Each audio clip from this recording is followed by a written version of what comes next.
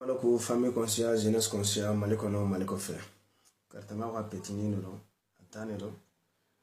ubama kando ok ngabi baro be talike mo conscient et a jeunesse conscient et a famille conscient mo hakilima go tawtala ambo fara nyoko kan barake no ni ngali folo mo ina fo an fe farafina musu chaba musu nani furu ni musu duru furu ni musu saba furu ni fula furu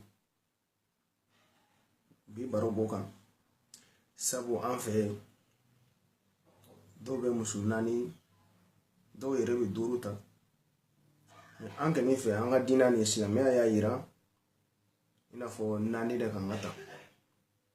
ga islamia ya ira katla kana condition fana ira nyokona amma kala me ani karamo be kontaki bani karamo te ame wajila fana na me choko mi ina fo an fe an ga dina ni no islamia ya dina nya ira ibe musunani tana simbiye ana condition na khata ka fo ko musu ka de ko ibata ofente ibe musota na simbiye musunani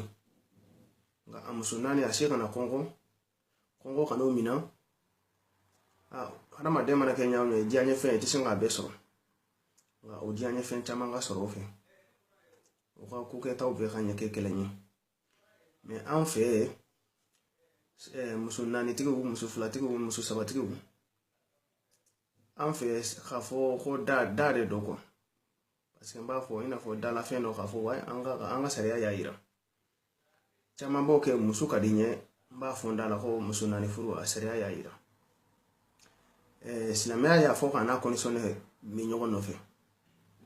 ibe musunani ta na simie nga an fe chamane be musunani be do bolo hali muso ga sina sabara ben ala che ote sengi joala na ipa hali konyo yerela mo de obe de madeke do fana be obe se uta be koro na obe muso fana usani nyogo nye bo dina nya ira o sitanga dina nyokono an fe chamane be ke obi profiter ka fo ko wa ko dina yani fo galon do yerebe hale uni muso ga sigi ka baro oteke do yerebe muso to jigodo ina fo aventure wire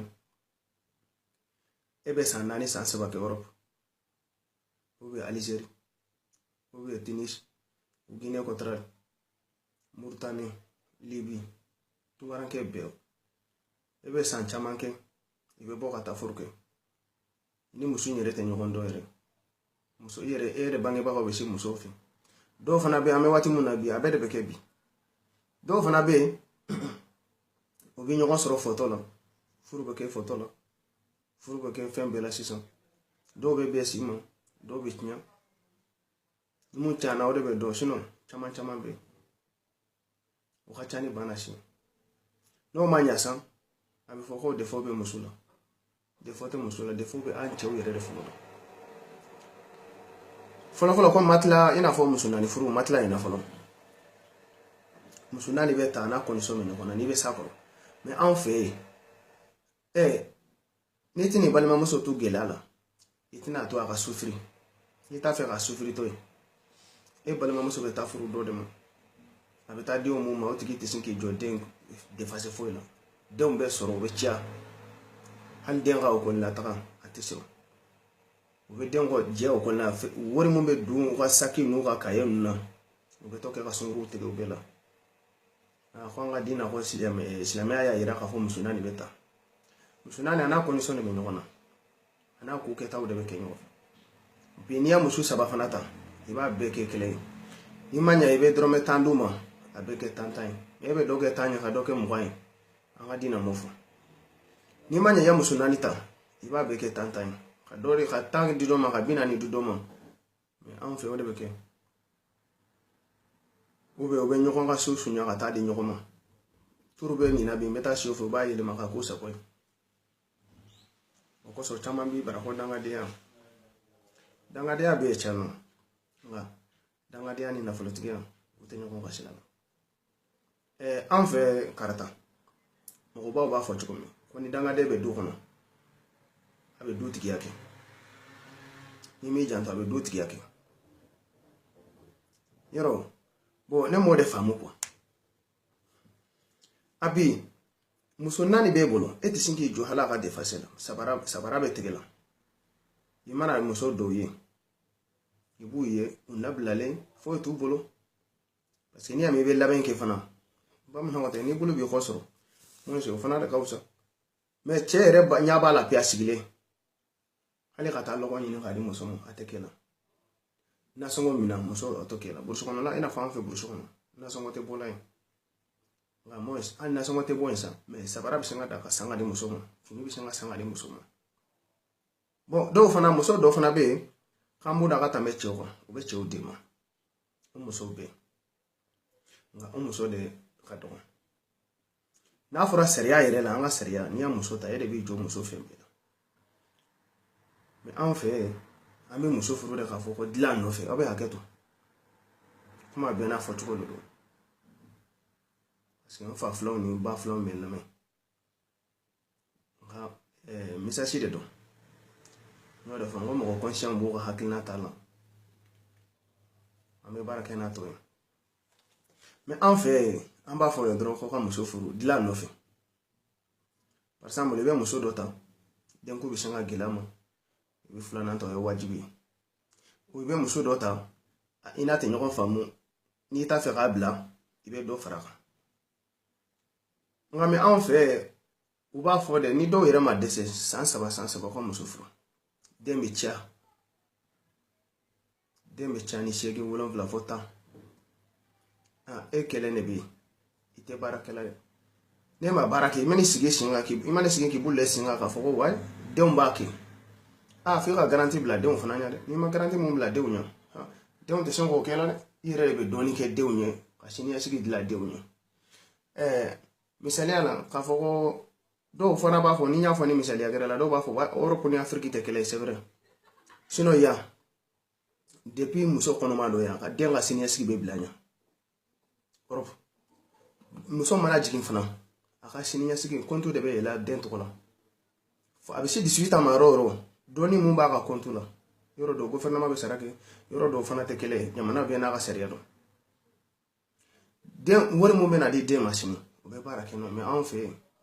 na e pa den ko lire mo wori mana na den to la sa fa de ba be na hali den woli yoro wori be ta de ko wori den woli saraka de ni ya fo ko conscient do ba fam do ta fam den woli saraka de do de ma mais do bu da sago fo ni den woli na na sisa fa che rebe kenye den woli wa chai no char na dra bi bulu jo wori ka fo ko jonga ni du be gana denya o be ngani du siela denya o ngani mara denya o te fola ne mu be jo dra le bi bulu jo de ko de wori den woli wa wori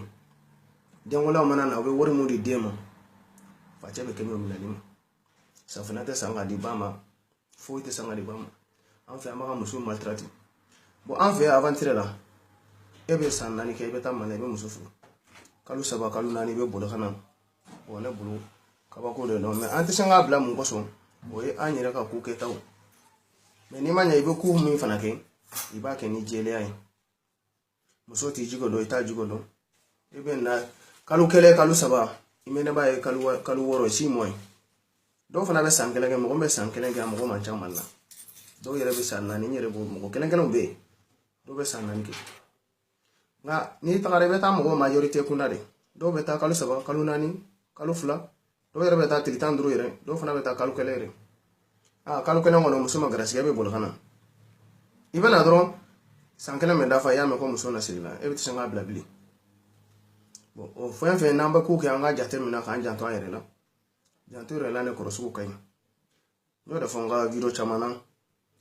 asite mo ante ngon labando mo sita mo labando nere mo magani message la sama nere tenyere labando ala on talafi donc ala banku mi ma ala kan no na jeunesse conscient belandele amako conscient belandele sinon vraiment anga ku keta dobe amande ni ala jatemina ima an fe politique ni islamia tekele an fe baka be birsa nyame ni mo min ku bo fo sisan ba soro do bi bo ki fani ba noni no ma fe baka karasa de dokan yo karasa de ma o fente o ko so nga video do kerango arasibaji kanu be ndusukuna nga ko mi wati be video kela wa maka sage kuma kan kela una kan a bɛ arasibaji famille kɛlɛw ne mais o bɛ ka ɲɔgɔn dɔgɔya yɛrɛ donc ne bolo a ma s'o ma n'i bɛ mɔgɔ kanu dɔrɔn kanu ye kanu de kanu ye dusukun de la dabara tɛ o arasibaji ko a bɛ ne dusukun na n b'a dɔn a bɛ sila jɛlen fana fɛ mais n'i k'i ka tiɲɛ dɔw fɔ an fɛ yen dɔ bɛ wuli dɔrɔn o b'i ba nɔni o b'i fa nɔni an fɛ o parce que o de ye fɛrɛtɛ an fɛ bon bamanan ko tɛ mɔgɔ min bɛ kɔn ka masa nɔni kɛ i t'a labila de donc ala ka hakilina ɲuman di ne n'aw bɛɛ lajɛlen ma masa nɔni a tɛ mɔgɔ yɛlɛ sanfɛ dɛ a b'i jigin de masaw ye fɛn ba de ye kalo kɔnɔntɔn a ka ca dɛ